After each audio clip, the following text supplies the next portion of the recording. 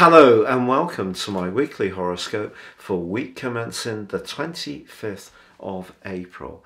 This is for the Sun or the Ascendant. I'm going to give you the key details to look out for, but then go on to give you each of the 12 zodiac signs in detail, so please stay with me for them. Now, of course, this week sees a stunning black moon, a solar eclipse in the sign of Taurus on Saturday, the second new moon of this month. The first occurred on the 1st, but this one links in a sextile with Mars, the planet of drive, of instant gratification.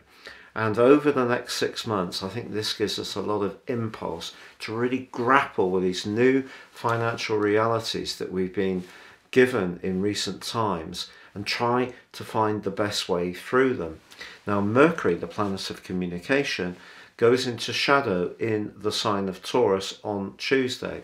So there may be quite a lot of rethinking that goes on. Perhaps we are going to see changes, and changes coming quite frequently. Later this week, on Friday, Mercury moves into its home zone of Gemini, or one of its two home zones, but it will rewind back into Taurus in time. So we need to continue to think with as much dexterity and ingenuity as we can muster, not least because, of course, we have Uranus in the sign of Taurus as well, which is the planet of truth, and it's asking us to be more honest about our consumptions, perhaps of those those traditional fuels that we've become very dependent on, and just try to find more ways to flex around how we make food, how we eat food, how we consume energy, the way that we use any money we do have as effectively as possible. But Jupiter does continue a very positive link with Pluto this week. Again, if we can use our senses, our instincts, which comes very much from the sign of Pisces, it's going to be a good thing. But also in the second half of this week, a quite glorious alliance between Venus and Jupiter takes place. Venus is known as the lesser benefic, Jupiter the greater. They come together in an exact alliance where Venus is exalted and Jupiter the traditional ruler of Pisces. This can be really lucky for some people. I think a case of some karma coming to pass, some deserved karma, particularly if you've been someone who's been very supportive or helpful to people in the past. It may be your turn to be the recipient of other people's kindnesses and goodwill. But Friday also sees Pluto go into a retrograde, which will last through to the 8th of October.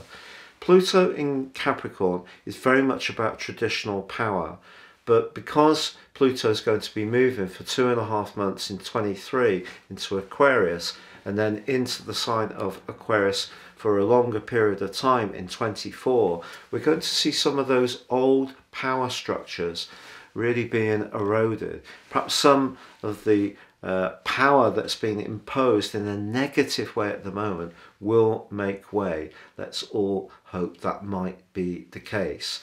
But please stay with me for your zodiac forecast.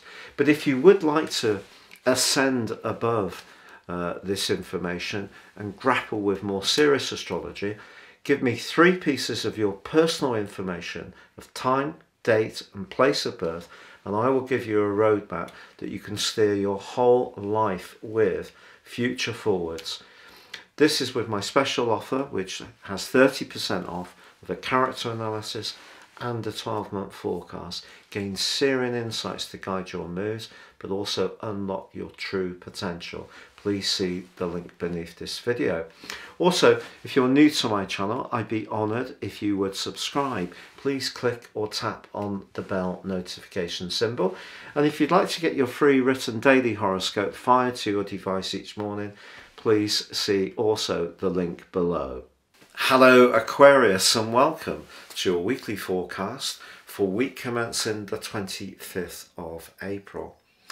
This week on Tuesday sees Mars make its way into your second house, but you have an inordinately beautiful combination between Venus and Jupiter, the lesser and greater benefics, at the heart of this week that aligning as well with Neptune, the planet of dreams and imagination.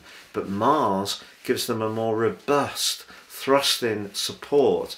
Mars is about instant gratification, and it says to you almost straight away that you're going to want to improve your financial situation, or perhaps firm up the foundations in your world in terms of the ins and outgoings of monies. Now, we all know that the cost of living has gone up a lot, interest rates have increased, as well as energy costs, but I think Mars gives you a real feistiness to fight back, to find ways that you can navigate these challenges in a more proactive manner. And this Mars transit lasts for 6 weeks, but the combination between Venus and Jupiter without doubt can be very fortunate. And then of course Mercury's moving on Friday into your sister air sign of Gemini, so your creativity and imagination can be important. But the Sun and the Moon, as they come into exact conjunction on Saturday, are pretty close to Uranus, and of course the North Node's in Taurus as well. So this Taurus solar eclipse, this black moon for you, really says that over the next half year, I think it's very likely that you are going to be moving or improving. That could be decoratively, it could be that you're going to operate a business from home, it may be that you are going to downsize, adapt, build some kind of extra capacity into where you are, or just be very flexible in the way you use the space, even if you're not in a very big space in terms of square footage. If anyone can find a way to make it work more flexibly, it will be you. But I think the fact that Mars feeds in to this solar eclipse in a very potent way suggests that you could do very well over the next half year in terms of some kind of alteration in terms of your home base. Then again, maybe there's going to be some improvement in family income which is not obvious at this stage, and that could be something that really can be very helpful to you. But with Pluto going into a retrograde on Friday, the psychological part of your situation is going to continue to need some care, especially if you are born a little bit earlier in Aquarius, because Pluto's just right in the 12th house. If you're later in Aquarius, it's more of a sextile, a semi-sextile, which can be very helpful to you. So if you're born earlier in Aquarius, there's a lot of psychological change going on deep within you, and that's going to really start to come to an end in 23 when Pluto moves for 2.5 months into your sign, but more fully from 24, and then it really will be the start of a brand new epoch for a lot of Aquarius people. But I think you're putting in place all the basic framework and fabrication of your emotional and physical needs as far as security is concerned, and that process is very much ongoing from this week.